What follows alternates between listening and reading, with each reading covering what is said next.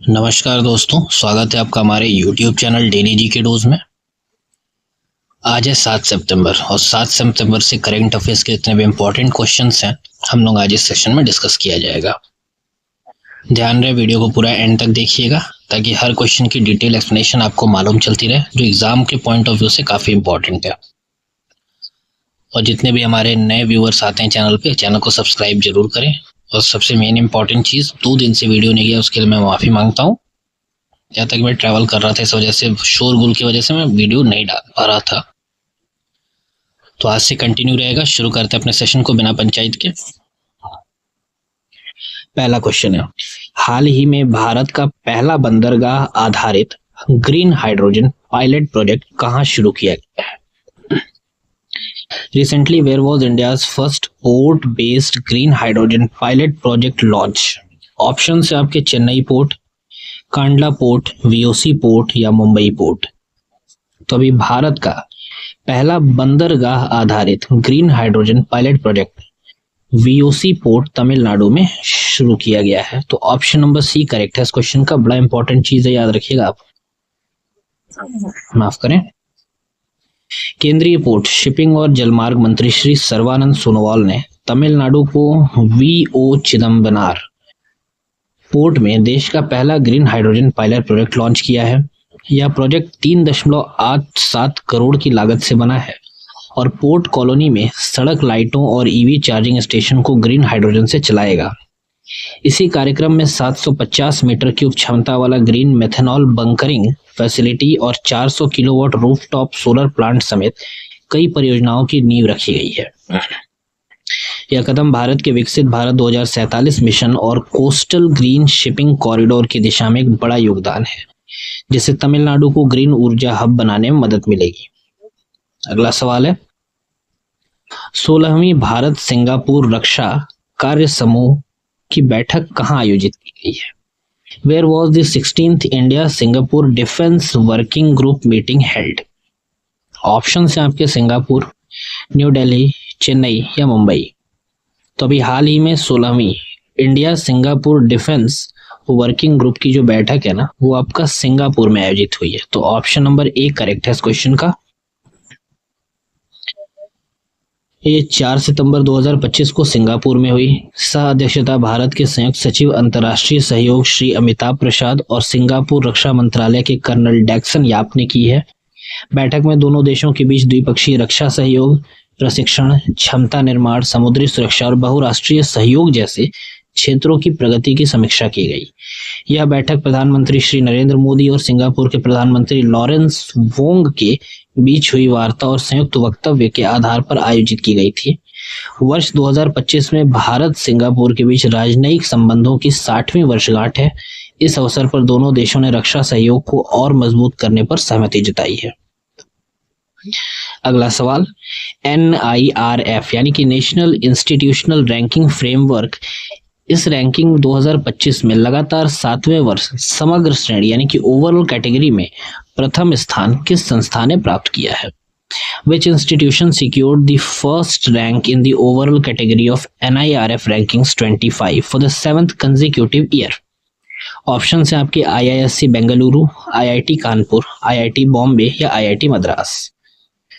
तो NIRF rankings 2025 में लगातार 7वें वर्ष सभी कैटेगरीज में जो प्रथम स्थान प्राप्त किया है वो है आपका IIT मद्रास। तो ऑप्शन नंबर डी करेक्ट है इस क्वेश्चन का। शिक्षा मंत्रालय द्वारा 4 सितंबर 2025 को NIRF रैंकिंग 2025 जारी की गई। लगातार 7वें वर्ष IIT मद्रास ने समग्र श्रेणी में पहला स्थान प्राप्त किया। अच्छा, ये तो फर्स्ट प्लेस पे था। सेकंड प्लेस पे कौन है? तो IISc बेंगलुरु और थर्ड प्लेस पे IIT बॉम्बे है। NIRF की इस 10वीं रैंकिंग में कुल 17 श्रेणियां जैसे कि इंजीनियरिंग, प्रबंधन, कानून, चिकित्सा, कृषि, अनुसंधान एवं सतत विकास को शामिल किया गया। अगला सवाल है, हाल ही में भारत की राजकीय यात्रा पर 9 से 16 सितंबर तक कौन से देश के प्रधानमंत्री नवीन चंद्र राम गुलाम आ रहे हैं? The Prime Minister of which country, Naveen Chandra Ram Gulam, is scheduled to undertake a state visit to India from 9th to 16th September? सीधा सा सवाल इसका कहना ये है कि भारत की यात्रा पे आने वाले किस देश के प्रधानमंत्री हैं जिनका नाम नवीन चंद्र राम गुलाम है। ऑप्शन है आपके श्रीलंका, मॉरिशस, नेपाल या मालदीव्स। तो करेक्ट आंसर है आपका option number B, Mauritius. Mauritius के प्रधानमंत्री हैं नवीन चंद्र राम गुलाम और यही भारत में 9 से 16 सितंबर तक आएंगे। ये हम लोग जान चुके हैं, यह उनकी मौजूदा कार्यकाल में भारत की पहली द्विपक्षीय विदेशी यात्रा होगी। अपनी यात्रा के दौरान वे दिल्ली, मुंबई, वाराणसी, अयोध्या और तिरुपति भी जाएंगे। यह यात्रा भारत मॉरिशस के ऐतिहासिक, सांस्कृतिक और रणनीतिक संबंधों को और मजबूत करेगी। अगला सवाल है, हाल ही में यूनाइटेड किंगडम के नए उप प्रधानमंत्री के रूप में किसे नियुक्त किया गया है? Who has recently been appointed as the new Deputy Prime Minister of the United Kingdom? Option है आपके Yvette Cooper, Shabana Mahmood, David Lammy या पैट मैकफेडन। तो यूनाइटेड किंगडम के नए उप प्रधानमंत्री यानी कि डेप्यूटी प्राइम मिनिस्टर के तौर पर डेविड लैमी जी को नियुक्त किया गया है। तो ऑप्शन नंबर सी करेक्ट है इस क्वेश्चन का। 5 सितंबर को ब्रिटिश विदेश सचिव डेविड लैमी को यूनाइटेड किंगडम का नया उप प्रधानमंत्री और न्याय सचिव नियुक्त किया गया। यह नियुक्ति एंजेला रेनर के टैक्स घोटाले के चलते इस्तीफे के बाद हुई है। प्रधानमंत्री सर कियर स्टारमर ने इस मौके पर बड़ा कैबिनेट फेरबदल किया और फेरबदल में यवेट कूपर विदेश सचिव हुए, शबाना महमूद गृह सचिव हुई और कई अन्य नेताओं को नई जिम्मेदारियां दी गई हैं। नेक्स्ट क्वेश्चन है, अंतरराष्ट्रीय अनुवांशिकी अभियांत्रिकी एवं जैव प्रौद्योगिकी केंद्र यानी कि ICGEB international centre for genetic engineering and biotechnology, इन्होंने हाल ही में किस नीति की पहली वर्षगांठ पर बायो E3@1 कार्यक्रम का आयोजन किया है? ऑप्शन है आपके bio E3 policy, green agritech policy, clean energy mission या नेशनल बायोटेक ग्रोथ पॉलिसी। तो करेक्ट आंसर है आपका option number A, bio E3 policy. Option number A सही है। अंतरराष्ट्रीय अनुवांशिक अभियांत्रिकी एवं जैव प्रौद्योगिकी केंद्र नई दिल्ली ने बायो E3 नीति की पहली वर्षगांठ पर बायो E3@1 कार्यक्रम आयोजित किया। इस नीति का उद्देश्य जैव प्रौद्योगिकी को अर्थव्यवस्था, पर्यावरण और रोजगार से जोड़ना है। कार्यक्रम का विषय था जलवायु अनुकूल कृषि और स्वच्छ ऊर्जा के लिए संस्थान उपयोग का संपर्क। इसमें प्रमुख राष्ट्रीय शोध संस्थानों और उद्योग जगत के दिग्गजों ने मिलकर नवाचारों को प्रयोगशाला में बाजार तक पहुंचाने के उपाय पर चर्चा की है। नेक्स्ट क्वेश्चन है, 15वीं पुडुचेरी विधानसभा का छठा सत्र यानी कि दूसरा भाग किस तारीख से शुरू होगा? ऑप्शन है आपके 15 सितंबर, 14 सितंबर, 16 सितंबर या 18 सितंबर। तो 15वीं पुडुचेरी विधानसभा का जो छठा सत्र है वो आपका 18 सितंबर 2025 से शुरू होगा। तो ऑप्शन नंबर डी करेक्ट है इस क्वेश्चन का। 15वीं पुडुचेरी विधानसभा का छठा सत्र 18 सितंबर से होगा। इस सत्र में ease of doing business bill और दूसरा GST संशोधन विधेयक पेश किया जाएगा, इसलिए इंपॉर्टेंट था ये, ठीक है ना, क्योंकि इस जो दूसरे सत्र में छठा सत्र में जो ये क्या कहते हैं विधेयक पेश होगा, GST संशोधन विधेयक और ease of doing business bill. यह नया कानून भी लाया जाएगा जिसमें अधिकारियों को फाइल प्रोसेसिंग में देरी पर दैनिक जुर्माना लगाया जाएगा। सत्र में बजट घोषणाओं के क्रियान्वयन, आश्वासनों की पूर्ति और राज्य का दर्जा देने की मांग पर भी चर्चा होगी। अगला है, हाल ही में किस भारतीय क्रिकेटर को स्केचर्स ने अपना ब्रांड एम्बेसडर नियुक्त किया है? Recently which Indian cricketer has been appointed as the brand ambassador of Skechers? Option है आपके जसप्रीत बुमराह, मोहम्मद सिराज, शुभमन गिल या KL राहुल। तो अभी हाल ही में स्केचर्स ने अपने जो ब्रांड एम्बेसडर नियुक्त किया है वो है जसप्रीत बुमराह। तो ऑप्शन नंबर ए करेक्ट है इस क्वेश्चन का। Global sports wear brand Skechers ने भारतीय तेज गेंदबाज सॉरी माफ करिएगा, थोड़ा सा मिस्टेक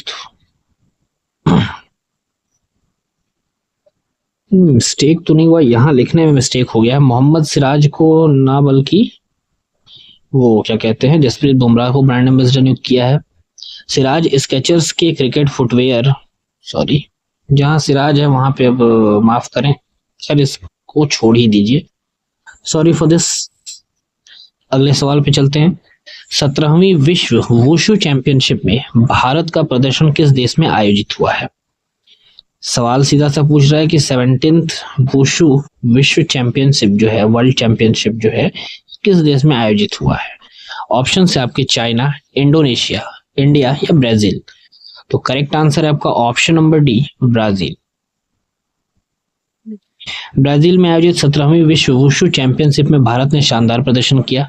महिलाओं की श्रेणी में अपर्णा 52 किलोग्राम और करीना कौशिक 60 किलोग्राम फाइनल में पहुंची हैं। पुरुषों में सागर दहिया 56 केजी सेमीफाइनल में और विक्रांत बलियान क्वार्टर फाइनल तक पहुंचे। यह प्रदर्शन भारत की वुशु खेल में बढ़ती ताकत और वैश्विक स्तर पर उभरते प्रभाव को दर्शाता है। अगला सवाल है, हाल ही में अंगीकार 2025 कैंपेन किस योजना से जुड़ा हुआ है। रिसेंटली लॉन्च्ड, अभी हाल ही में इसका लॉन्चिंग हुआ अंगीकार 2025 कैंपेन का, is associated with which scheme. Option है आपके PMAY U 2.0, PM किसान योजना, स्मार्ट सिटीज मिशन या जल जीवन मिशन। तो अंगीकार 2025 कैंपेन जो है ना, ये योजना जुड़ी हुई है प्रधानमंत्री आवास योजना अर्बन 2.0 से, यानी कि ऑप्शन नंबर ए करेक्ट है इस क्वेश्चन का। Union minister for housing and urban affairs Manohar Lal ने नई दिल्ली से अंगीकार 2025 अभियान की शुरुआत की। यह अभियान प्रधानमंत्री आवास योजना अर्बन 2.0 के तहत चलाया जा रहा है। इसका उद्देश्य आवास डिलीवरी को तेज करना, अंतिम चरण तक लाभ पहुंचाना और शहरी क्षेत्रों में जागरूकता फैलाना है। यह अभियान 4 सितंबर से 31 अक्टूबर 2025 तक चलेगा और इसमें स्पेशल फोकस ग्रुप्स को प्राथमिकता दी जाएगी। नेक्स्ट क्वेश्चन है, हाल ही में सिटी बैंक ने एशिया प्रशांत क्षेत्र के लिए इन्वेस्टमेंट बैंकिंग का नया CEO हेड किसे नियुक्त किया है। Recently who has been appointed as the Citibank's new co-head of investment banking for Asia Pacific. Option है आपके जैन मेट्जर, कौस्तुभ कुलकर्णी, शांति या फिर उदय कोटक। तो करेक्ट आंसर है आपका ऑप्शन नंबर बी, कौस्तुभ कुलकर्णी। सिटी बैंक ने कौस्तुभ कुलकर्णी को एशिया पैसिफिक इन्वेस्टमेंट बैंकिंग को CEO हेड नियुक्त किया है। वे दिसंबर 2025 में सिटी ग्रुप से जुड़ेंगे और सिंगापुर से कार्यभार संभालेंगे। उन्होंने JP मॉर्गन में लगभग 3 दशक तक काम किया और भारत व दक्षिण पूर्व एशिया में कई नेतृत्व पद संभाले हैं। सिटी बैंक इस नियुक्ति से एशिया प्रशांत क्षेत्र में IPOs, M&A और प्राइवेट इक्विटी गतिविधियों पर अपना दायरा मजबूत करना चाहता है। तो ये थे आज के टॉप करंट अफेयर्स। उम्मीद करता हूँ सेशन आपको अच्छा लगे, यूजफुल हो आपके लिए, ताकि आपके एग्जाम्स क्वालिफाई हो पाए। और अगर सेशन अच्छा लगता है तो लाइक जरूर करा करें, शेयर करिए वीडियो को और चैनल को सब्सक्राइब कीजिए। फिलहाल आज का जो आपका मोटिवेशन है, start every morning with igniting the fire of ambition with in you. भाई हर सुबह आप जब उठें तो अपने अंदर एक आग जलाइए अपने एम्बिशन के लिए। एम्बिशन मतलब अपने लक्ष्य के लिए। And direct it toward achieving what truly matters to you. और शुरू हो जाइए उसको अचीव करने के लिए, किस चीज से आपको मतलब है वहां पर, उस अपने एम्बिशन को पूरा करने के लिए। ये बात मिस्टर रमेश सेशन के द्वारा कही गई है। तो फिर से एक बार याद दिला दूं, वीडियो को लाइक, कमेंट और शेयर जरूर करिए और हमारे चैनल डेली GK डोज को सब्सक्राइब करें। तब तक के लिए धन्यवाद, नमस्कार, हर हर महादेव।